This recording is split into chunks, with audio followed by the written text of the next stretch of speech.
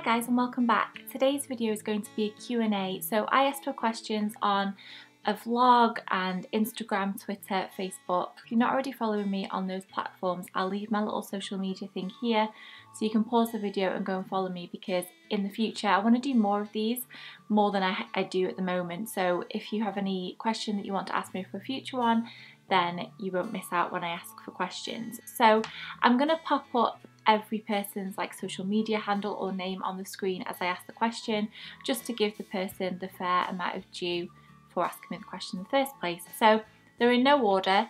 There are 10 of them. I'm just going to whiz through them. Hopefully you'll find it quite interesting and we'll see how we go. So I am going to be doing a separate question and answer video on my gastric sleeve, so I won't be answering any weight loss or gastric sleeve questions in this particular video, but I do have a video planned for that, so if you've got any questions for that video, let me know. Okay, so the first question is, if I had the opportunity to make a YouTube video with a famous YouTuber, who would it be and what would I film? I, at the moment, have kind of really switched up my subscription box when it comes to YouTube. I've gotten rid of a load of people that I don't watch anymore. I find that as I change, my tastes change, obviously, and that includes people that I watch on YouTube. So at the moment, my top person I would say is Helen Anderson, and I just think filming a video with her would be a hoot and a really good laugh, and it's all, her content is content that I want to film. I want to be filming that kind of content. I'm just trying to get my channel to a point where there's enough of you that I can start branching out into different things, if that makes sense. So yeah, I would say Helen Anderson, because I love everything about her. She's so laid back. I love her style, her personality, and the way she films and edits her videos. So Helen Anderson for that one. Number 2, favourite TV show, past and present. My favourite TV show of all time is One Tree Hill. It's just something that I could sit and watch all day, every day. I love it so much. My favourite TV show at the moment, I would have to say, that's really hard. We're watching quite a few things at the moment. We're watching Line of Duty's just finished, but I really liked that. Billions, which I can keep up with, but only 90% of the time. It's just, I lose interest quite quickly. At the moment, I would have to say either Pretty Little Liars, because I love the personalities of the girls and seeing the makeup and the fashion and stuff, and the storyline. Although I don't think this latest season it's not going the way that I thought it would go, and because it's the last one, I put so much hope into it, and it's just not kind of delivering. But we're really enjoying Designated Survivor at the moment. It's about, it's kind of similar to The West Wing.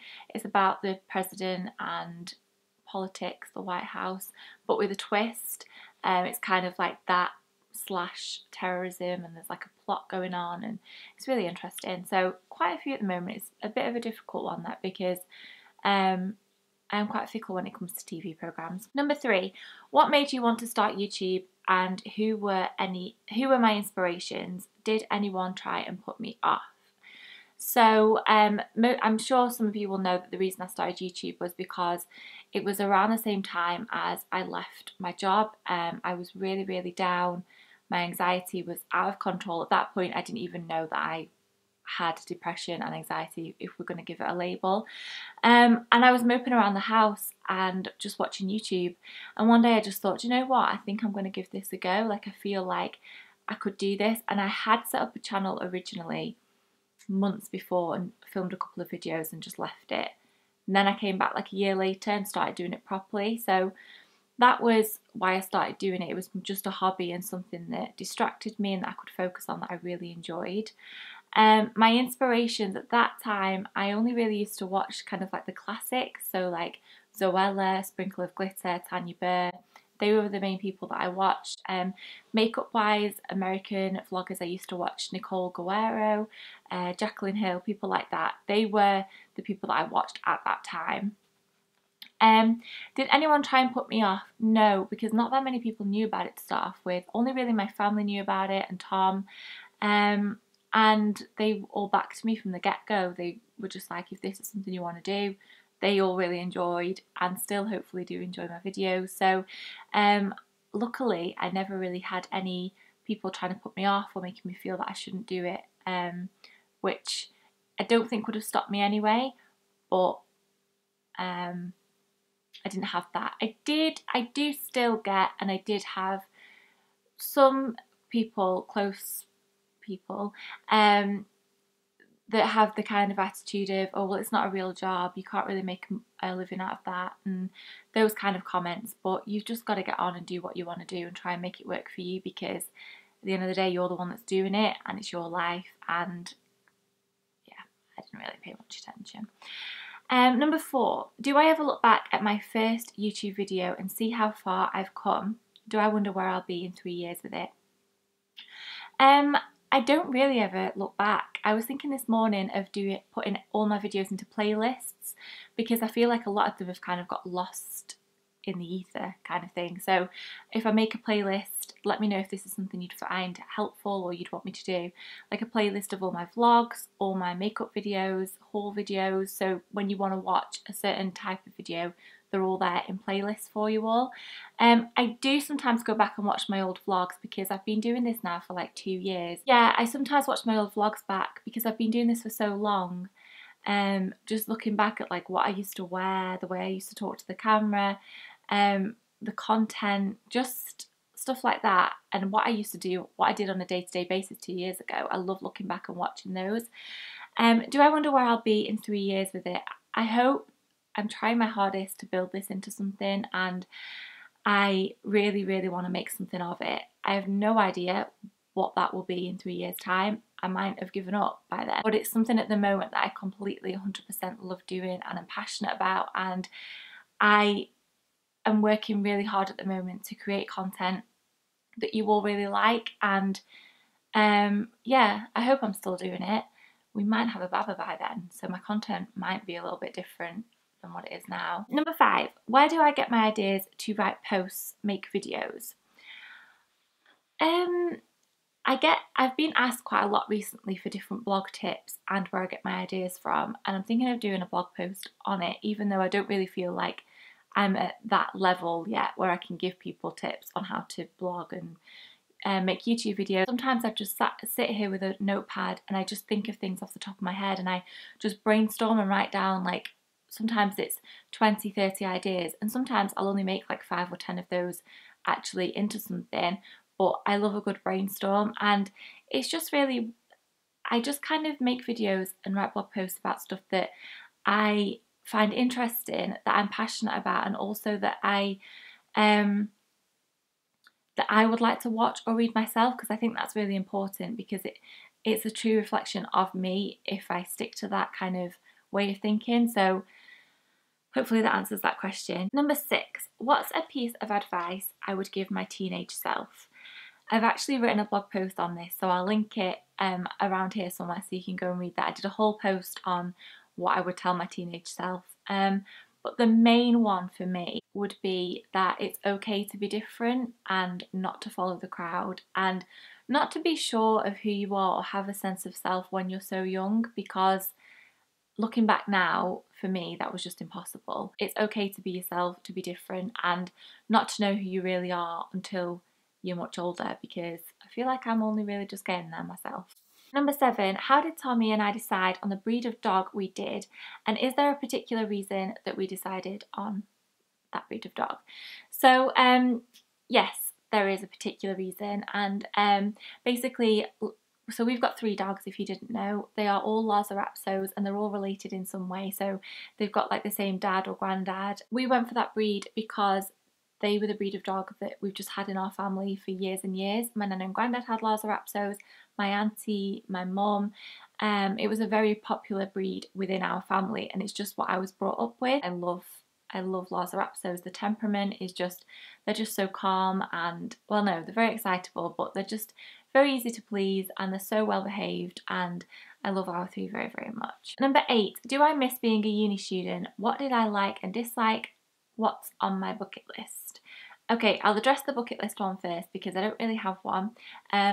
The thought of having a bucket list kind of overwhelms me a little bit, puts a little bit too much pressure on. If I sat down and wrote a list of everything I wanted to do, I think I'd be here all day and I just would never ever be able to do everything on it. So I just kind of set myself little goals and things that I want to do for like a few months ahead or that year, rather than having a bucket list full stop. So that's that one. I do not miss being a uni student whatsoever. I've done a video on this, it was quite a while ago now, but I'll link it around here. I hated uni, to be honest. I really hated it, and obviously I did 2 years at uni and then left to do open uni for the last year, and then it took me like 6 years to finish my degree, so it was a long old slog, and I don't miss it one bit. What did I like and dislike? I disliked everything. No, I disliked that I didn't really get put with people in my halls that I clicked with. I think that was a major factor of why I didn't really like uni, because then when it came to moving in to a house with my friends and stuff, I didn't really have anyone. My friends that I did have all lived in Liverpool or around Liverpool, so they never actually lived in halls. And I didn't like my course. I didn't like the fact that I'd gone in the first place. I didn't really want to go and was told that I should go, and that the only reason I didn't want to go is because I would miss Tom. But deep down now, looking back, hindsight's a wonderful thing. I shouldn't really have gone. What did I like? I liked the freedom. I liked that I lived on my own. I was always quite mature at home anyway, but I liked that I had my own little apartment, really, because no one ever really in our kitchen.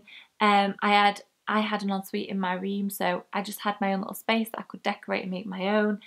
I liked living in Liverpool at that time and just being able to explore and appreciate the city. Yeah. And I liked dropping out. Number 9, am I loving or hating going to the gym? The thought of it, I hate. So like, I'm going this afternoon and I've thought about cancelling so many times this morning. Anyway, it's that time of the month coming up. When I'm there afterwards, I do really enjoy it. Because I do personal training and I'm not just going on my own, I don't just do the thing what I would usually do. Apparently every dog in the neighbourhood is having a hissy fit right now, so nice little bit of background ambiance for you all, I'm sorry. If I was going on my own, I'd just do like 20 minutes on the treadmill, 10 minutes on the bike, 10 minutes on the cross trainer, and that would be my session. But because I work out with Tom and also my friend Karen, which is always a laugh anyway, kind of like focus on, like, we have leg day or arm day, and the exercises are all really fun, and they're always in like sets or a circuit, so it's easy to see the end. And I'm seeing the results massively. I'm seeing where I'm toning up and it's helping with my weight loss, so I do really, really love and enjoy going. And I never ever thought that I would say that. I was so anti-gym, and I'm not going to be one of these that sits here and talks to you all about protein shakes and starts getting massively into the whole gym fitness thing, because that just isn't me. I do what I can and I enjoy doing that at the moment, if that makes sense. The last question, which is from the same girl, is Tom loving his new job and does it motivate me to work out more? Tom is absolutely loving his new job, his new like vocation, his new career. If you told me a year ago that Tom would be doing what he's doing now, I would have laughed, and he would have laughed, because we'd been to the gym before. Tom has always been like, he's played badminton, he's always been a lot more fit than I have ever been. The fact that he is now a qualified personal trainer and he just set his mind to something and that is what he wanted to do. It started off as a hobby and now that is what he does, and he's so good at it. Like, if I see him in the gym with somebody else, I just think like, you're so good at this. And also when he's with me, he knows what he's doing, he knows what he's talking about. And that's the thing with Tom, is that if he sets his mind to something, we're both quite similar in this respect, but like, if he sets his mind to something, he will do it, and he'll do it 110%. And it does motivate me to work out more, if I'm honest, because he doesn't like push me or make me work out or say you need to have 3 sessions this week or anything like that. But because he's so knowledgeable about it, and because I know it can only be a good thing, it does, and the fact that I'm doing it with him and I obviously feel completely confident working out with him as opposed to another personal trainer that I didn't know very well, it does motivate me to work out more. He makes anything seem possible. That is the one thing, if you ask me how to describe Tom from like me meeting him, from being with him for 6 months, I would have told you this. And he honestly, if I say that I want to do something or I think of an idea, he's like, we can do that. And he doesn't just say it to kind of like fob me off. He always makes things seem possible, and he always makes them happen, which is obviously an amazing quality to have. So there are all the questions. It's a bit of a mixed bunch there. I hope that you enjoyed this, and obviously keep an eye out for the next time that I want to do a Q&A video, so that you can ask me any questions that you have. Thank you so much for watching. If you do enjoy my videos, please make sure you subscribe to my channel because it makes it so much more worthwhile and it means the world, and I will see you all on Thursday. Bye!